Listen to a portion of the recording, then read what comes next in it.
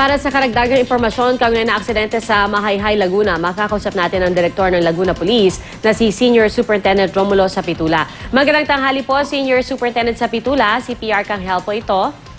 Good afternoon, Ma'am Pia. Sir, magandang tanghali po. Natukoy na ho ba yung totoong sanhi ng aksidente? Mechanical ho ba o human error?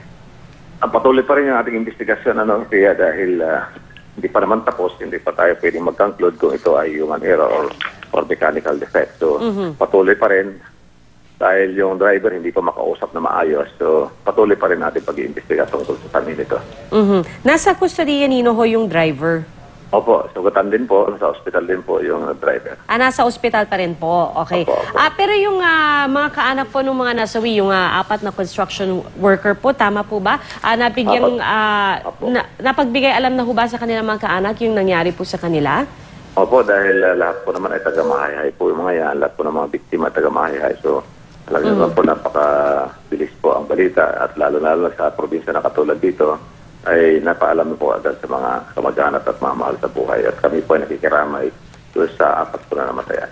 Oho, kami rin po ay nakikiramay din po, ano?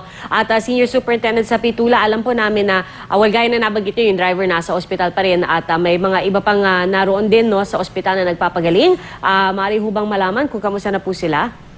Nasa ano po, mayroon pong isang critical doon sa 10.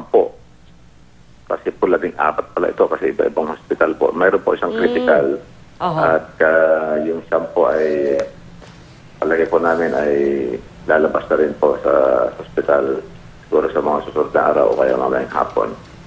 At depende po yung development ng kanilang medical check-up.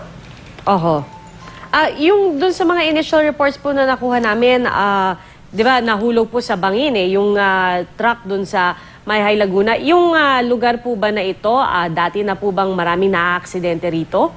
Hindi naman po at ito nga lang po yung pinakamalaki na nangyari dyan sa Mahayhay. Wala naman pong hindi na po accident-prone area yon. At yung bahay ko kanina na sinasabi nilang nadaganan ay konti lang po itong damage ng bahay na sa ilalim. Medyo yung bandang CR lang. So, at wala naman pong nakatira sa bahay na yon na nasaktan o napinsala.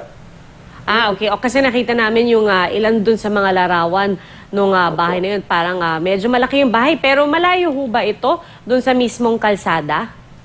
O, sa baba po yun. Sa baba po yung bahay po na yun.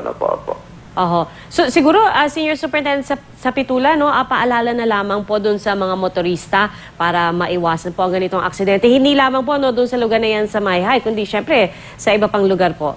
Opo, ako nananawagan sa mga lahat ng motorista, lalo-lalo po yung pupunta dito sa Laguna dahil alam niyo po napakarami pong motorista ngayon, lalo-lalo sabay po yung ating palarong pambansa at Quezon Puti Festival sa Santa Cruz ay sana po yung mga driver po natin ay kunting ingat po at huwag naman tayo magmamadali dahil makakarating naman tayo sa ating paroroonan kung tayo mag-iingat na maayos at mapangalagaan natin ang mga kasama natin na bumabiyahe, lalo-lalo na tayo mga pasahero o yung mga driver natin. Maraming salamat po, Senior Superintendent Romulo Sapitula, Direktor ng Laguna Police.